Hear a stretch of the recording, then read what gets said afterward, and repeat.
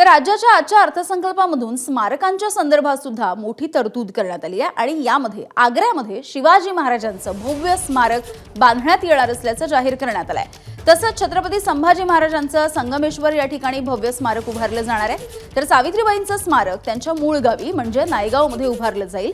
तर मुंबईमध्ये अटल बिहारी वाजपेयी यांचं स्मारक उभारण्यात येणार आहे। यासोबतच बाळासाहेब ठाकरे यांच्या स्मारकासाठी आणखी 220 कोटी रुपयांची तरतूद सुद्धा आजच्या अर्थसंकल्पामधून करण्यात आली आहे। मुघलांच्या नजरकैदेतून आग्र्यातून सुटका हा शिवचरित्रातील प्रेरणादायी प्रसंग आहे।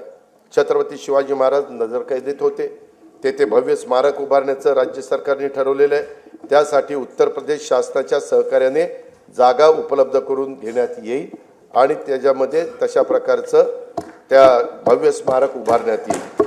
छत्रपती संभाजी महाराजांच्या पराक्रमाच्या खुणा महाराष्ट्रात जिथे आहेत त्या कोकणातील संगमेश्वर हे एक ठिकाण आहे।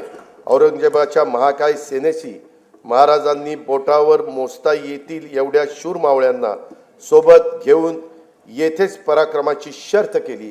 स्वराज्यासाठी प्राणाची आहुती देणाऱ्या स्वाभिमानी राज्याच्या पराक्रमाची स्मृती कायमस्वरूपी जपण्यासाठी संगमेश्वर येथे त्यांचं भव्य स्मारक उभारण्याची घोषणा मी त्या ठिकाणी करतो।